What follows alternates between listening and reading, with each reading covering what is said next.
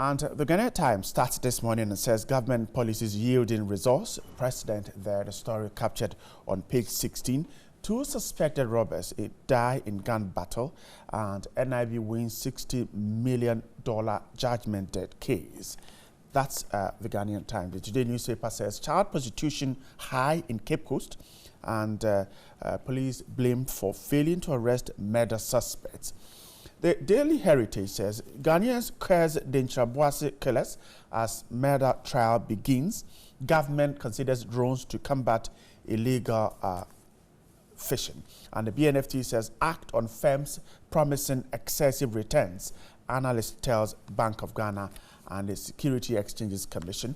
Of course, Daily Guide says man busted with 37 stolen cars.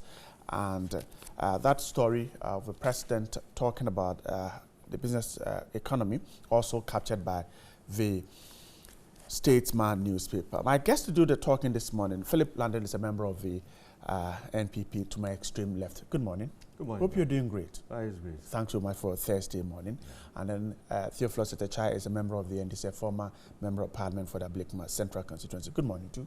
And thank for your Thursday morning. Thank you. Now, let's begin the story with this Ghanaian Times story on the front page. It says that government policies reading fruits. Page 16 is where the story is. President Nana Addo Dankwa Akufo-Addo says the ambitious program of social and economic transformation of his administration has begun yielding results, barely 5 months in office. He said his program, which among other things aims to stimulate the private sector and stabilize the currency, had significantly reduced the cost of doing business in the country. To deliver on the wishes and aspirations of the Ghanaian people, I have put before them the most ambitious program of social and economic transformation of any government in the history of the Fourth Republic. And he said that the programs are hinged on restructuring institutions of our governance, modernizing our agriculture to enhance productivity, a clear industrial policy, and rationalizing the financial sector so that it supports growth in agriculture and growth in manufacturing and industry. So those are the key areas he mentioned: restructuring governance institutions, modernizing agriculture, and then a clear industrial policy, and also rationalizing the financial sector so that it supports growth in the manufacturing and industry. Those are the words of the president. Mr. London, let me begin with you. Would you say that 5 months is adequate for us to see results from the seeds we're planting? Well, thank you very much, Bright, and good morning. Good morning to the viewers. Good morning to my colleague here. You know, policies, especially when they come from the president, in themselves, statements like that, can have an impact on the market, can have an impact on the business community. Already, the posture of His Excellency the President Nana Akufo-Addo, the kind of commitment he has demonstrated, has given a very clear indication that he's very anxious to see the private sector as the main pillar of growth in the economy. All the policies and measures, even the budget, you know, apart from the party manifesto, everything indicates very clearly that there's a definite policy shift in this direction to engender growth. So that alone has already given indicators. How different is it from what previous governments have done right from 92? Well, you see, there's always a difference between the rhetoric and the action. In the very first budget, look at the measures that were put in place to help arrest the situation. The taxes that were removed, nuisance taxes, the measures that have been put in place from day one to try and make even doing business at the ports smooth and transparent.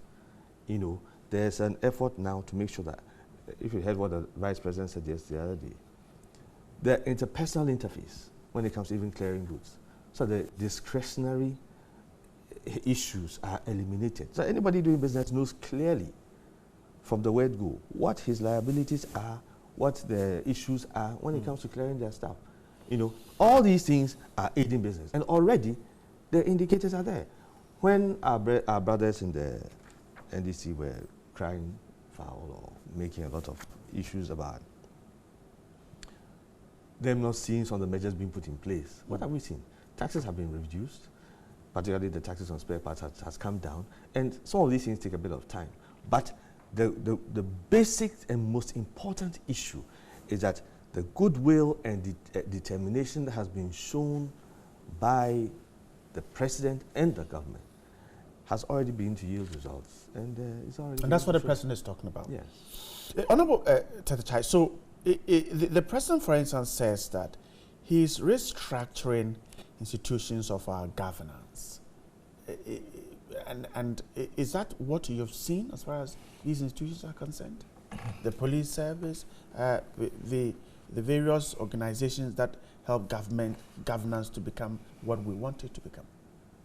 Thank you very much. First of all, today is a very great day in the life of His Excellency, former President Jerry John Rawlings. Right. Yeah. Today he's 70 years, and I want to use this opportunity to wish him a happy birthday. I believe at the end of this program, we'll try and then give him a melody. You join me. Okay. All right. So, Your Excellency, happy birthday. A great family is happy to be with you. Right. This morning I have to be very blunt on the issues that are being raised by His Excellency, the President. If the President is listening, I believe that the policies that he's talking about are policies that have just been put on fire. It has not yielded any results. They are yet to cook? I'm very blunt this morning. Look, when the budget came into effect, the taxes that were reduced in terms of taxes on fuel levies and so on, energy levies and so on and so forth. You and I, we are all seated here. What is the cost of electricity now? Has it gone down? No, Mr. President. Totally no. Ghanaians today are suffering as a result of even those taxes that has been taken off. Transportation. You and I. What is the cost of transportation today? Has it gone down? Not at all. Not at all. I believe those who are listening to us or viewing this program can attest to that the cost of transportation has gone up. Let's look at agric policies. Their policy in agric. During the time of John Dramani Mahama, fertilizers were being given to farmers free of charge. Today, farmers have to pay 80 Ghana before they are giving fertilizers. The government says that is to stop the smuggling of Look, fertilizers. it is a very bad policy. Well. It is a very bad policy. How bad is that? Ask yourself, if I have about... subsidizing it, asking them to pay a little... If it's free and you don't get access to stop it. them from... Look. And you're paying 5 times for it. London, you, Okay. I know you. Allow me to flow. Very well. Look, if a farmer has to pay 80 Ghana for fertilizer to be given out, okay? Per bag. Ask yourself, if that farmer needs to use about 100 or 200 bags on his farm, how much is that farmer going to spend? What is the cost to the farmer? So if you come and tell me these policies are inuring to the benefit of the poor farmer, I will tell you, Mr. President, you are not on top of the issues. You are not on top. Today, farmers are suffering as a result of this armyworm infestation. People have lost their farms. What are we doing to compensate the loss that they are going through? So for me, let's look at the area of the ports that he mentioned. In the budget, the president indicated to my good friends in Abusokan, if this morning they are listening, that spare parts will be free in terms of the taxes that they need to pay on spare parts. Right. My colleagues at Abusokan, people use the resources that they normally use in paying for the levies, the taxes on the goods that they bring. because of that announcement, to import more products. And today, do you know what is happening? Some of them cannot go to the port to bring out the goods that they brought because the promise that were made to them, it has been short-lived. Today they have to pay. But Parliament recently passed the Customs Amendment Act that gives some selected spare Exactly. parts. Is that what the government told the spare parts dealers? That is the question. That was not what they told the good people of Abosokai or those who deal in spare parts. They told them they were going to have those things free of charge. Even in Parliament, if you go and read the budget statement. And you know what they did? They went as far as even advertising this VAT, 70.5%, reducing it to 3%. 3%. Has it happened? No. They went to the extent of even advertising in the newspapers, something that they came to Parliament for approval, that they cannot implement that tax waiver. So it's I don't know. Let me put this question to the president is not on top of the issue. Mr. Landon, he's enumerated a number of things. He thinks that based on that, these policies the president is talking about perhaps are yet to yield a result. Exactly. Right. My brother knows very well that many of the things he's saying are not correct. Oh, really? He's talking that fertilizers are now being sold. That is a matter of fact, and I believe we're going to get to that issue when it comes to the issue. That spare parts it's now on selected spare parts and not all spare parts. Cost of doing business. What is cost of doing business? The spare parts in the system at the moment. When did they start coming in? Some have been in several months ago. Some even months before the government came into power. Before these policies were introduced. The president is talking about what is happening now. You understand what I'm saying? This is what's happening now. And there are spare parts dealers who are benefiting now from these policies because these taxes have come down. And it's a matter of fact. You can sit here and say all you like about the prices have not come down or things, but it does not change the fact. The issue was sent before Parliament and the necessary amendments were done to conform with what had been stated in the budget. You know, yes, it is true about the issue of the VAT that was advertised, and in fact, the deputy minister had to actually apologize on the phone. We had to raise it in Parliament. But that is one issue. We had to raise the minority had to raise the issue. It does not take away. It does not take away from the government's commitment and the business community's appreciation of the government's commitment to do lower the cost of doing business. That in itself, like I'm saying, that in itself. Look, we've had a lot of these things in the past. But how much have we seen that commitment from government? The very first budget, one of the very first things that were done. These are the policies that were rolled out. And it's being pushed through. Look at the vice president and the things he's doing. Dr. Baumia, it shows you that the government is determined to make sure. And it gives a certain level of confidence to the business community. Mr. Philip, let's look at the agricultural sector. The president says that the policies are yielding results. For instance, what results can we put our finger on with fertilizers being subsidized? That because we have subsidized fertilizer, this is what is happening to the agri sector. My brother, like I was saying, there's one thing having the rhetoric of a policy or a position, and there's another thing having the results on the ground. Okay. In our recent history, political history, he was just celebrating the birthday of his founder. It became a government policy at one point that a lot of subsidies had to be removed because it was not having the beneficial effect that was expected. The farmers are now being asked to pay 80 Ghana cedis for a bag of fertilizer.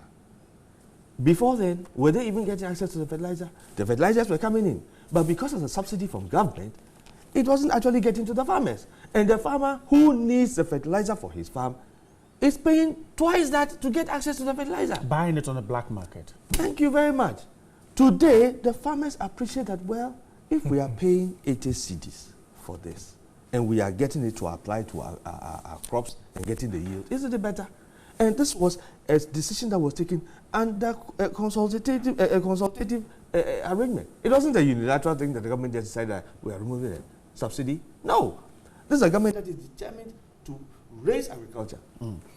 My brother talked about army worm. We've had this problem over the past 3 years. Isn't it been in this year that you've heard the fight being waged on army worms? So in the past, when we're having this devastation, where was government? Where was everybody? No. It's the land. No, but my brother, this is the truth. On the army, on the you raised it's it. not your time. Okay. You raised it. Yeah, I'll respond. Yeah, you raised it. You see, and we are fighting it. Now, the government is also making sure, working hard to ensure that, one, even quality of seed. We don't appreciate. You see, you have to be in the business to understand or appreciate. Look, where there is no seed, look, there are a few shops in town that sell seed. How many farmers can afford to go there and buy? It is those who know who go and buy. But the average farmer just buys seed openly, some from the market. And what is the success rate of those seeds? It's about 30-20%. The government is now making sure that we have quality seeds on the market for farmers. When you have quality seeds and you are planting, your yields about 80% of the seed that you're planting. As against what was about between 30 and 20%. These are all measures in agriculture that are being taken. For some of our brothers, they may not be seeing the jamborees and things that accompany some of these things. But these are efforts that are being made, and the results will be seen. The practitioners in the business, the farmers, they appreciate, they see what is happening, and appreciate the efforts of the government. And they can see that, yes, these are measures that are tailored to ensure that their businesses are successful. I'm grateful. So you wanted to react to the issue and then we'll move on to the MPP as a government has lost touch with farmers. Already? Speaking. Yes, 6 months? Yes. Look, you can't tell me that the poor peasant farmer who plants or plows, let's say, several acres of land, being given free fertilizer to be able to plant more, okay? And then the one who is being given fertilizer at a cost will produce and then sell at the same price. No. Because you've made farming an expensive commodity to the poor farmer by the fact that you are now selling fertilizer to the farmer. The point is that they were not getting it, so they were paying twice what it is not true. Let me tell you that's something. Not true? Right. Any government policy that comes up, especially where subsidy and other things are involved, okay, there is some level of, stealing.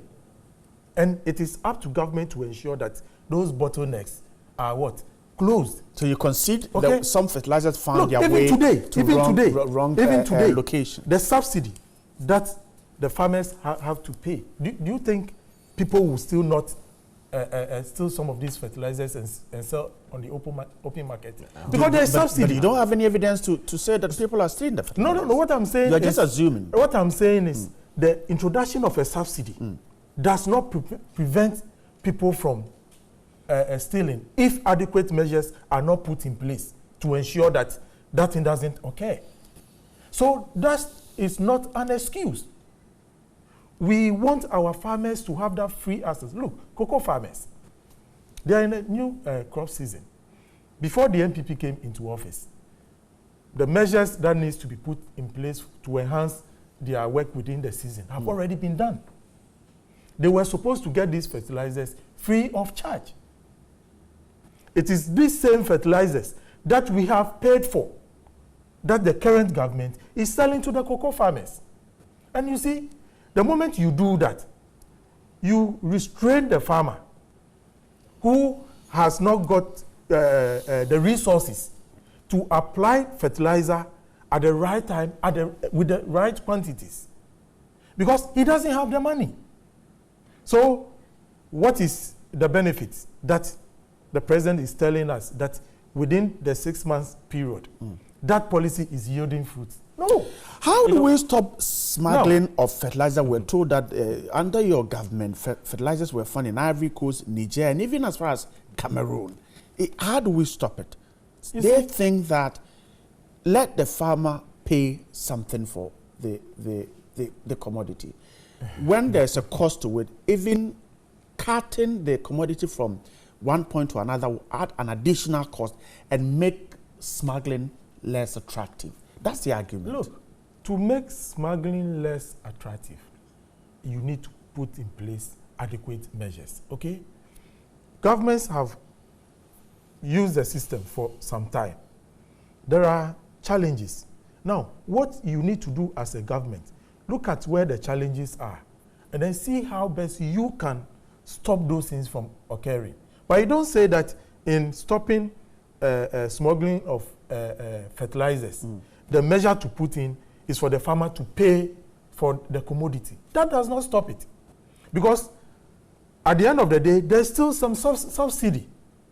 But in effect, what you are rather doing is to prevent that farmer who hasn't gotten that resources to just fold his or her hands. Because if I don't have the money, I will not apply the fertilizer. Okay, let me get Mr. London in. Yes, thank you very much. You wanted to react yes, to... you see, my brother made reference to the poor peasant farmer. Right. The unfortunate truth. They are the rich, yeah? You said the poor peasant farmer. Yes, you all know. My brother, I'm telling you, They are the rich. that the poor peasant farmer do not apply fertilizer to their farms. Oh, really? Please. Look, I say... When fertilizers are being given to them free of charge. I am in the business myself. You allow him. If you have any cost to that, Those what who he's saying, I'll go get in to for the fertilizer are the commercial farmers, people who have their cocoa farms, the established farmers. They are the ones who are watching their yields, who are watching their... The peasant farmer is just doing some small subsistence farming to get a head pan of food and send it to the market. When you bring the price to 80 cedis for fertilizer, and the price is stabilized, that is when that peasant farmer can afford to go and buy 2 olonka of fertilizer and go and apply to their farm. But when under the previous regime, where it's subsidized and it's free, they don't even get access. The commercial farmer who knows that he needs that fertilizer to maintain his yield will pay anything for it, even just to keep his farm going. Not necessarily that he's going to make profit, but he needs to, because he can't see himself having cultivated his land, planted his crops, then the crop failed. He will pay anything for that fertilizer to apply so that he gets a yield in the A yield at what cost? That, you see, To the average person. You are making, I'm telling you what happens. You see, and this issue of fertilizer is a running battle that we have. That's why you see, I made reference to, you say you are celebrating Jerry Ronnie's birthday. Look, No, in those days, in those days, a running battle. You go to Tema Harbour with a chit to go and collect fertilizer. Under PNDC. It was realized that was a total disaster until we went back again virtually into buying fertilizer, something that government had condemned and used as an opportunity to excuse overthrow the then government. So we've had this battle. Even petroleum prices. There have been times of fuel price, and even at the NDC government, we have been told that, look, there's so much smuggling of petroleum going on in the northern part of Ghana that we have to increase the price of fuel. So this principle is something that we have accepted as a nation. This government is sensitive to the plight of farmers. Yes. Really? So they have increased the price of fertilizer, made it more affordable and more accessible to the farmer, and you will see the results. The farmers are happy. I am grateful. Mr. London, give me the Statesman and the Accra Times. Let's quickly. Right. Yes, you wrap up from there. We're moving on. You can say what all is the that cost you of electricity today? Energy levy is taken off. He said it was a nuisance tax. What is the effect now on both of us, or the three of us seated here? Has it had any effect on us? You see, you are just... No, I'm just asking whether our bills, our electricity bills have gone down. That is why I'm saying the president is not on top of the issue. The president is on top of the issues, policies and the policies are reflecting in the business environment. Okay. It is not gentlemen, the benefit of the average person. Let's tie in with this one. The minority yesterday held a press conference. In fact, the first part of the press conference is what we have just dealt with, the issue of fertilizers, whether to be sold, subsidized or not. And the minority thinks that it should go to the farmer free. Government says that you have to pay something small. But in that same press conference, the issue of the chief executive of the Cocoa Board announcing that government will not increase the producer price of cocoa, and government again will not be able to pay bonuses to farmers was a key agenda there. According to the minority, government should fall on the Cocoa Stabilization Fund and pay bonuses as well as increase the producer price for cocoa. One of the key arguments is that the chief executive does not have the right to announce whether to pay or not to pay. And they think that that's the job of a price review committee. Honorable Tetecha, let me begin with you. The minority's argument that we can still pay even though prices on the world market are on the low side. Does it sound legitimate to you? Right. It is very legitimate. Look, all over the years, okay, if you watch how government price cocoa to farmers, government retains a high level of profit, okay? Now, the establishment of this fund was to cater for some of these happenings within the cocoa sector. You mean so the that drop in in times the international when there is prices? drop, these resources will be made available to service farmers. Okay? As I talk to you, even private cocoa licensing buying companies, okay, pay bonuses to farmers to encourage them. Private institutions are today doing that. So we ask what the minority is asking government. You have this fund, and the essence of the fund is to support farmers when there is the price of cocoa goes down. On the world market. On the world market goes down. So why are you saying you are not going to increase? And you see, the increase or decrease does not lie in the mandate of the minister, the chief executive. It doesn't lie with him. Because there is a review committee that sits and looks at the pricing of cocoa to farmers. So these are some of the things that I'm saying that, look, the president is not on top of the issues. He's not on top of the issues. Because these are things that are not going to inure to the benefit of cocoa farmers. In fact, cocoa farmers will be very, very angry if government does not increase the price of cocoa that they are going to harvest this season. Seriously. Must we increase the prices if on the world market we're told about it's dropped quite substantially? Should we go ahead? That is why that levy. We should rely on that. That is why that fund was established. Because that fund belongs to the cocoa farmer. It is their resources that have been accrued in that fund. And it has been accrued for some of these happenings.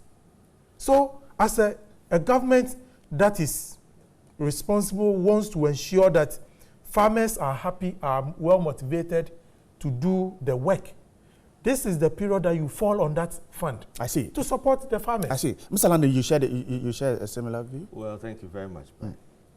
You see, the press conference that our brothers did is nothing but just a political exercise. Oh, really? Oh, yes. It's nothing but a political exercise. First of all, what is the basis of their press conference? There was a news item on another radio station. Right. Where the opinion of the chief executive of the Cocoa Board was being sought.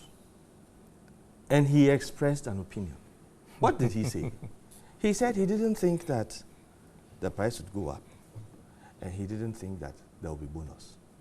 He never said categorically said that there would be no bonuses. That this is what he's saying. Right. You are very well aware, like we all are, that before certain actions come up, certain policies are made. People who are knowledgeable or have experience in the field, whether it's the banking sector, where the policy committee is coming to review the interest rate or whatever, a statement is going to be made on the level of inflation or whatever decision that is about to be made. You find people expressing their considered opinions as to how they think those things will go. And that was precisely what the chief executive of Cocoa Board did. He was asked in an interview, so the way things are going, and he gave his reasons.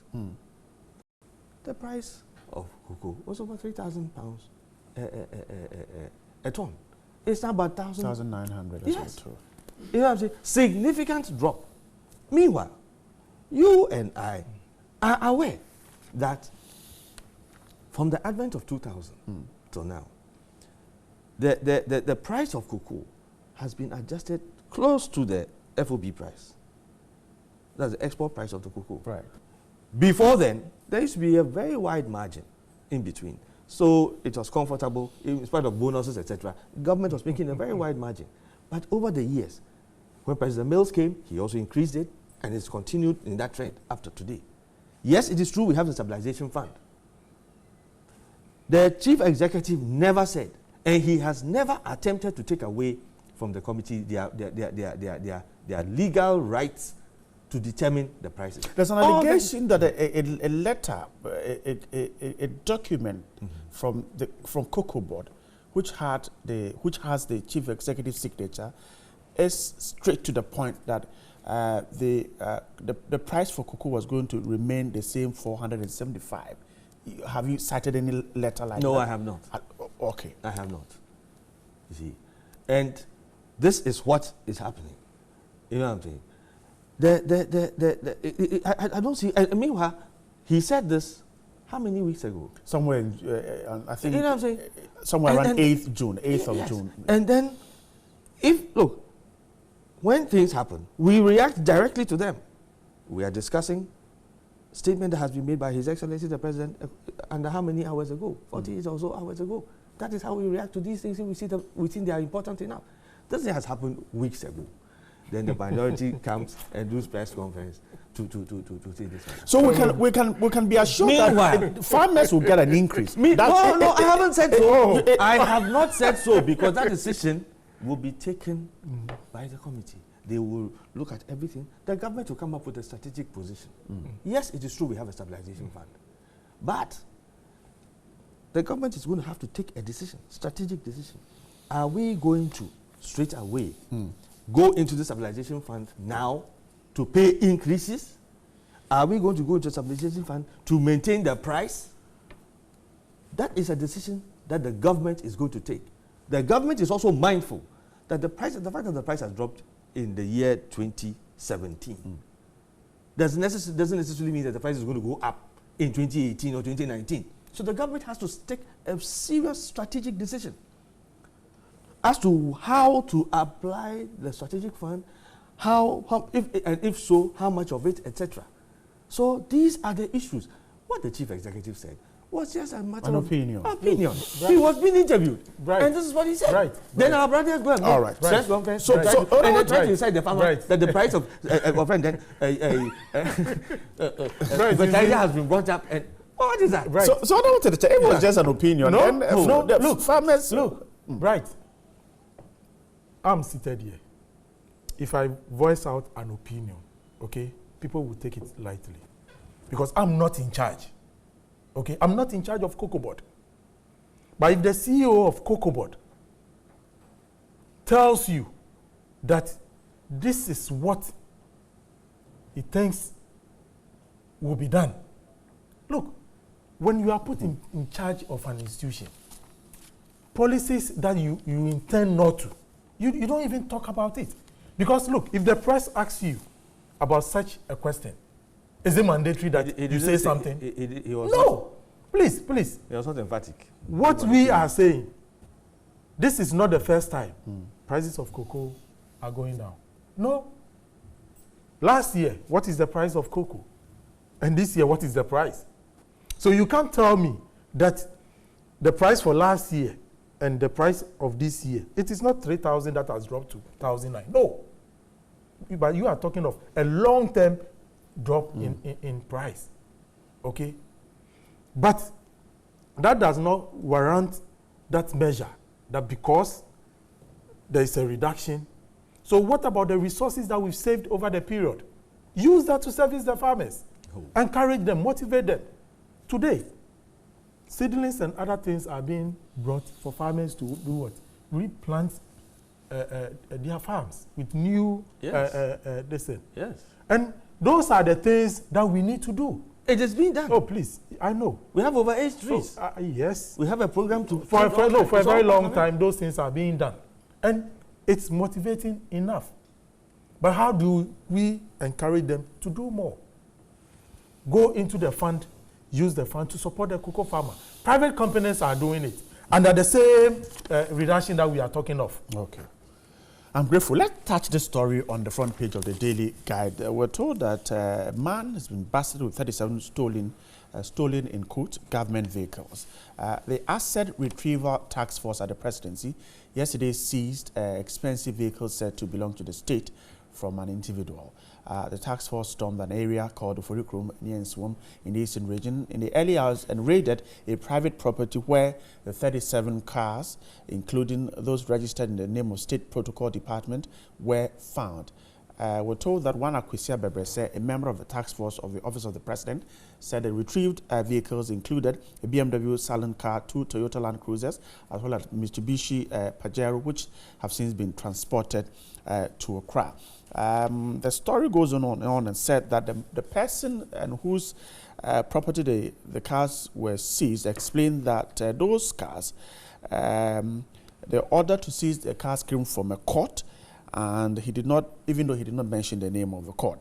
And he said the vehicles had been seized and the auctioneer would be arrested to assist in further investigation. That's from the task force. But we're told that whoever had the vehicles said that he had those vehicles based on the orders of the court. We're told investigations are continuing. And I wanted to try. So the stolen cars issue is still not resolved. A lot more of the cars are still missing. Now, retrieving them, is it that we're being slow, or simply those who have them are smarter than those who are retrieving them? Yeah, for me, the director of communication, I've always had issues with the presidency on this stolen cars issue. I believe that if vehicles belongs to the state, and these vehicles are found illegally in private residence and so on and so forth, the first thing that needs to be done is for arrest to be effected, people behind it sent to court, and then the court determines whether truly those vehicles are state property or stolen or not for state. But it seems government is very, very elusive on this car issue, because it has turned into propaganda material that has been used to damage the image of the previous administration. I have dared Mr. Ayin severally that look, as the government's communication director at the office of the presidency, it is incumbent on him to tell the good people of this country how many cars have been retrieved, in whose hands were those cars found, what prosecutions have been done in connection with the retrieval of those vehicles. Because look, if a state property is to be found in my house, which does not belong to me, perfectly, you are a suspect of a criminal offense. And if you are suspected of a criminal offense, what is the line of action? Prosecution.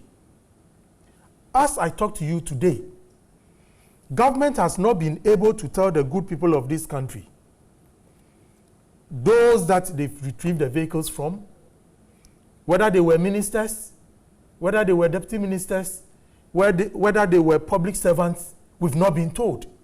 And it's if the whole thing has been shrouded in secrecy. And everybody within the previous administration is being smeared with this car theft issue. And I think it is not right. It is not healthy for good governance of this country. And as we talk today, I believe Mr. Ahin is listening to us. They should come out clear and tell the good people of this country vehicles that they've been able to retrieve, in whose hands they retrieved those vehicles, and what measures they've put in place to ensure that those people who took those vehicles have been prosecuted. You think that is what will enable government to retrieve all others that are stolen? No, you see, if those things are not done, then it means there's some collusion. It means government is not ready to fight corruption. For me, yes, it means government is not ready to fight corruption. Because a government that is determined to fight corruption, and you found people stealing vehicles, and you just go and retrieve the vehicles quietly without letting, that's your word. No, that is not a fight against corruption. Mr. Lande, he's raised a very important issue here. The issue, because the politician is always been alleged to do what we call scratch your back, let me scratch your back. So perhaps government is not letting the public know who has taken what car, so that in case when they are also out of office, the same won't be done to them. He's asking a legitimate question, I guess.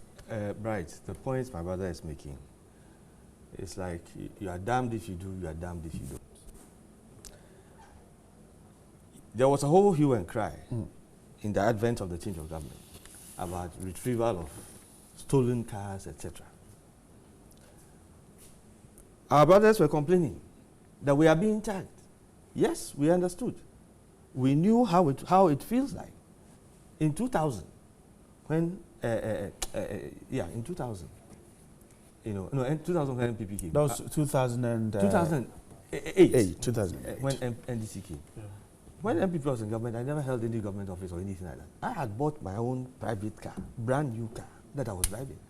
And yet, how many times was I stopped because some people thought that it was a state offender vehicle, because I've been seen on, recognized as a party person. So that is a problem that we have been having. Our brothers were complaining. The presidency has made it clear that we are going about this thing properly, we are going by proper process, and we respect the rule of law. So if a vehicle has been retrieved and the investigative processes are ongoing, the government is not going to come out and mention the Honorable Secretary's house when they found this car. Meanwhile, what do you enhance the search? Listen, wait. Already, the government is in a difficult situation where some party activists, party faithfuls, patriotic Ghanaians, who are of the opinion that a particular vehicle parked in a certain gentleman's house is a state vehicle, go out there and make efforts to have that vehicle retrieved. There have been instances where it has been found that, okay, those vehicles were not what they were claimed to be. So it is a balancing act between maintaining the enthusiasm of some of these citizens, patriotic citizens who are helping, and also maintaining the legal processes. So this is what is happening. These vehicles that have been found, somebody is claiming, he says, court, the facts have been laid bare. Nobody has been accused. Everything shows that these are vehicles that have come from questionable sources. The processes will go through, and I can assure you, my brother, that Eugene Ahin and everybody involved will make necessary, will come out with all the facts as they are. Because we have to, while making sure that we are retrieving these things, do not have to create the impression, because the least opportunity they get, they want to claim witch hunt. They want to claim, no matter what the government is doing to ensure that this is not the situation, they will completely... Is it not taking too long for government to say that we have found 1 or 2 cars in the house of the fact that who was a member of the prison? The fact that a statement has not come today, or the fact that I may not have heard a statement, right, that doesn't mean the government has not said so. Look. So until we are sure, I will not say the government has not made a statement, because the government knows how many vehicles have been retrieved, how many vehicles were initially retrieved and sent back under various situations. Because some situations where there are cases where somebody has taken a project vehicle, it was made clear the vehicles eventually had to be returned because the person had to admit that yes, they were project vehicles, they were not my personal vehicles, and therefore I had to return them. So these things are facts that are there. We don't need to punish those who were keeping these vehicles. I believe we need to do so. If a vehicle found its way into a house, if somebody has stolen any state asset of whatever sort, should it take 1 year for us to go to court? I don't think it will take 1 year. The fact that, like I'm saying, the fact that we may not have heard a statement, I'm talking for myself, the fact that I may not have heard a statement from Mr. Eugene Ahin or anybody else, the Minister for Information, Mustafa Hamid, or anybody else on this matter, does not necessarily mean that that is not the case. It sends a signal that government is only engaging in propaganda to blackmail the previous government. If no statement is coming after 6 months. But look at this, your news item. Did your cameramen happen to find themselves there by chance? They were notified and therefore they went along. This is part of the process. Here is a haul 37. And even this one, the person says he has the cards on the orders of the court. Of course. He has to tell you something. Which court? He can't tell you which court. He couldn't show a document. Meanwhile, all those vehicles are registered in the name of state protocol. So, of course, if you get to the site or the scene of a theft and somebody tells you something, are you going to go by what the person said? Look, investigations were established. Let me bring on about just recently, just within last week, okay, at the presidency, an issue came up, if you could remember, where some of these guys who were going around seizing vehicles, there was an issue that some of these vehicles were being sold. You quite remember? Just last week. These same guys who were going around. And you ask yourself. No. Oh. If somebody makes such an allegation. Is it an allegation? He was personally involved in the seizing of some vehicles. Just within the Flagstaff house. No. He was personally involved. So my question is, if we say we have so many vehicles missing, we have retrieved such numbers, it is incumbent on government to tell the good people of this country that, look, we smeared these people of stealing vehicles. You didn't smear anybody. No, please. You didn't smear anybody. You smeared the previous government. Everybody was being called a thief. No. That they've stolen government vehicles. Now, so far, what do you ever call it? Within our 6 months in office, after going around looking for the vehicles, we found 5 of these vehicles. These vehicles were in the possession of Mr. A or B. These are the processes that we've taken them through for the good people of this country to really appreciate the fact that, yes, some of the previous government ministers have taken away vehicles, but government is just silent, and people are being smeared all the time. Look at this story, for instance.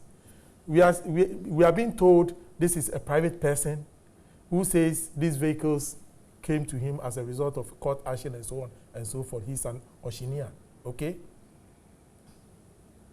Whether it is true or not, government needs to investigate and find out the truth in that matter. But the smear campaign of the previous government, stealing vehicles and so on and so forth, that is the more reason why my brother, the fact it's incumbent on government to tell the good people of this country how many vehicles have been retrieved. Some of them are state protocol vehicles. No. As of now, how many vehicles have been retrieved? I cannot give you a number. He said he doesn't have that information. So it is incumbent on those in charge to tell us, the good people of this country, that yes, we said the previous government officials have stolen vehicles. This is the number of vehicles that we've been able to retrieve from A or B. And these are the measures. We have to prosecute those people. And the good people of this country will all fully support. Because for me, I've said that anybody who has taken a government vehicle, any asset is a thief and must be prosecuted. And these are the people who should not be allowed in the governance of this country. So if you have a government that is silent on some of these issues, it tells you that the government is not ready to fight corruption. is going it is not ready. You say the government is silent. When the government says it, you say they're witch hunting. So what should the government do? What should the government do? They should tell us which government official. Mr. Landon, but if you pick them, if government picks them and it is witch hunting, and if it's not, and if government aims at ensuring the right thing, should it matter if people cry witch hunting? If the people are wrong, should it matter? That is one of the difficulties and challenges of governance. Really? It is a matter of fact. It is one of the challenges of governance, whether it's MPP, NDC, whoever. Whatever you do, there are those who may want to see it differently, even from within your party. My mother was talking about somebody who said you're making allegations and saying all kinds of things. Here was somebody who was so aggrieved because he thought he had gone and seen a vehicle somewhere. Went and told the people, this vehicle is stolen because I saw the man, even the way the man drove the car last night tells me the car was stolen. The people go and investigate and say, oh, this car. And then the man is so peeved because the way he saw the man drive that car, he's so convinced the car was stolen. So we were right in telling you that. My brother. So in that one instance where somebody went and said something because the person was aggrieved on his own wrong premise, does not justify what you are saying. It rather shows that the government machinery is going by the proper processes No, to ensure. no, not at all. Mr. Land, you didn't answer no. my question. Should governments stop picking up people who have done wrong because How can the government stop picking- they will cry? No. Then maybe you didn't get what I was saying. Somebody is crying. I was rather making it the other way around. That somebody is crying that the government is not doing the job. But the government wants to make sure that we are not witch hunting. Right. So if the premise upon which you are making the report is not credible, we will not go after that car. Look, You see, that is the whole point. Meanwhile, anybody who has stolen, I can assure you, under President Akufo-Addo, Oh, please. under President Akufo-Addo, you think that person can run away? Please. He will be prosecuted. The fact that the person may not have been. There's no transparency in this. What is there no transparency? No, My brother, you're only just trying to. No, there's no listen, I'm telling transparency you. in this. No, the fight against The corruption. facts This will is not all- how we should handle it. No. I that is how totally we- disagree. Rather, this is how it Fight. should be done. Is that how you fight corruption? Yes. If people have stolen and you've gone to retrieve the vehicle, you sit on it. Instance where somebody has stolen and somebody has. That tells you retrieved that and sits they on were it. doing a smear campaign against not the a smear previous campaign. government. Oh, look at what he's saying. Right. You see how far? Gentlemen, I'm grateful for your just making fun. Thursday morning. wonderful. I'm already in Friday. Grateful for your Thursday morning. Philip London is a member of the NPP. And grateful for your Thursday morning. Honorable Theophilus Chai is a member of the NDC, former MP for Ablekuma Central Constituency. Grateful for your time. Those of you who stayed there to be part of the show, we're grateful too. And we'll take a break here.